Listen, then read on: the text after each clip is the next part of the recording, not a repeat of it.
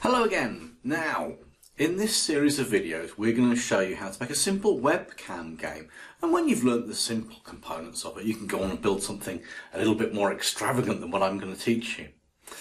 But this is going to involve a webcam, and the first thing that we need to do is to show you how you can fire your webcam up. Now, the blocks that we have over here don't include anything to do with the webcam, because the webcam block is actually an extension block. In the old Scratch 2 it was actually built in already, but in this version we have to click on this button down here, and we've got this one here that says video sensing. So I'm going to click on that, and you'll notice that I have appeared in the background over there. Now, there's a couple of things that are a problem here. Number one, cat's obscuring my beautiful face. And number two, it's a bit blurry, isn't it? So, first of all, we can get rid of the cat by hitting this little bin here. And look, there I am. I know you're thinking, goodness me, who is that? That looks a bit like Jason Statham, doesn't it? No, I'm afraid I'm not. But anyway, if you want to see me a bit more clearly, actually there's a simple way that we can do this. Over here on our buttons, if I click on the one that says Events, we have this button at the top that says when green flag is clicked. Now, the green flag is basically here, and when you want to start your game in Scratch, that's what you press. So I'm going to grab that one, and then I'm going to grab this one called Video Sensing over here. And you'll notice there's not very many options here, but one of them is set video transparency to 50. Now 50 is the default, and this is a percentage like 0 to 100.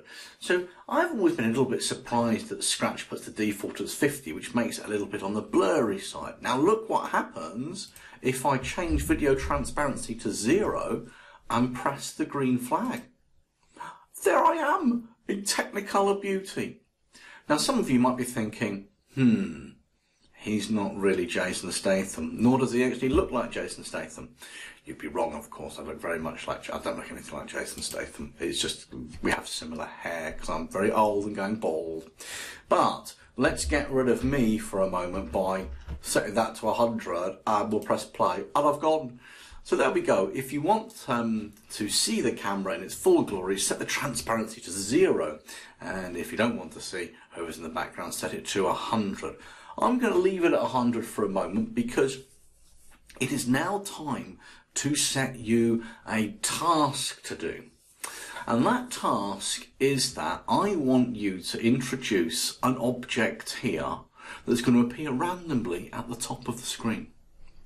So the whole point of the game being is that I'm going to use my hands on the webcam to interact with the object that's going to drop. So the easiest one of all is to have like a football or a baseball or whatever it's going to be, and as it drops you flick it and it goes back up the screen. You can maybe count how many times that you flick the baseball up and down, the football or whatever it's going to be. Soccer ball if you're American and watching this. It's football really, because you know it's a game, it's a ball and you kick it with your feet. Football. Anyway, I'm not going to go down there, that route, because that will just upset people. Football, not soccer. Anyway, let's get another ball of some description. Now to do this, I'm going to head down to the bottom here where we've got choose a sprite, and I could draw one. There's lots of different options here. You can upload a sprite you can get from the internet, and if you watch some of the other videos I show you how to upload sprites, I show you what the surprise sprite does, I show you how to paint sprites. But I'm going to choose a sprite because I know in the library there are lots and lots of balls. Look, there's 3 there: ball, baseball, basketball, beach ball. I said 3, there's 4. And it goes on. So what I'm going to do is that I am going, oh, it's a flashing ball. Oh, does the baseball do anything? No. Does the basketball? No, it's the beach ball. I quite like the flashing ball. So I'm just going to click on ball here and it's going to appear here. Now, here's the task.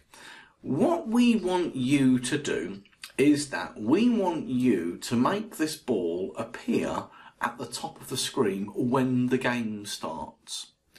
So something that I want to introduce you to. Over on the backdrops, I'm going to pick a particular backdrop, choose a backdrop, and I'm going to grab this one, which is going to be right down the bottom, and it's Cartesian coordinates, it's known as. And you'll be thinking, what now? You may be familiar with an XY grid, but technically they're Cartesian coordinates. There's actually a few different XY grids, but I in particular like this one to explain things. The reason being, this is the x-axis and this is the y-axis. Now, let's have a look at this ball here. If the ball were to appear here, on the y-axis, if that's 0 on the y-axis and that's 180, you can see there y is 180, y is 0.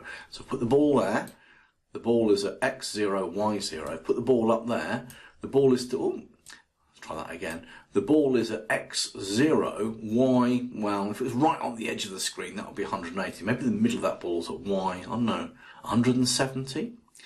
But the whole point being is I want the ball to appear somewhere between here and here.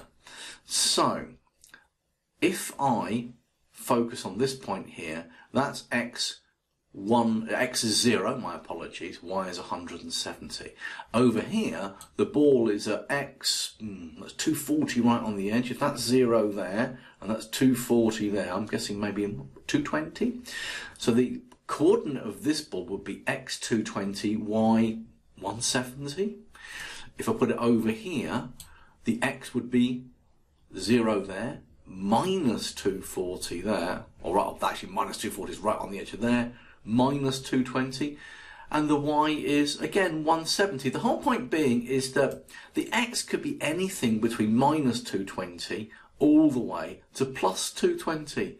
But y is 170 there, it's 170 there, it's 170 there, it's 170 there, and it's 170 there. The y bit is not going to change. If you want to put the ball at the top, y is about 170. X could be anything from minus 220 to plus 220. So how do we do that? Well, that's the task that I'm going to leave you with a little challenge to do. So I'm going to explain the blocks that you're going to need, and then you're going to put it together. So every time you press that green flag, that ball is going to appear in a random position. So here are the blocks that you're going to need. Number one, if we go over to the left-hand side here, events you're going to need when a green flag is clicked. Number two, I think that ball is a bit on the big side. So I'm thinking that maybe in looks, we have the option down here to, well, do you know what? It's one of those two blocks. I'm not going to tell you which one. You can work it out. If it doesn't work properly for you, try the other one. It's one of those two. Okay, but I want you to, when you press the button, that ball is going to appear to be a bit on the smaller side, maybe half its size, something like that. But what I really want you to do is under motion, we have this option here that says go to X and Y. Now we know the Y is always going to be about 170, but we know the X needs to be a random number between minus 220 and plus 220. So where do we get a little block in here to put a random number? Well, if we head to operators, there's one there, pick random. And this can slot in.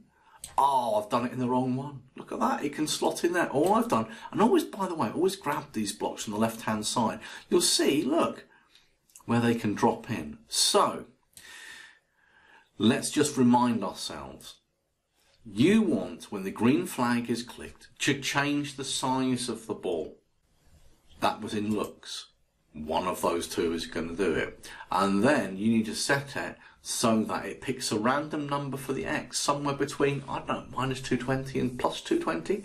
But on the Y, it's 170. And you'll know that it works because every time you press that green flag, the ball will appear somewhere across the top in a random position. So that's it from me. Go and make that happen.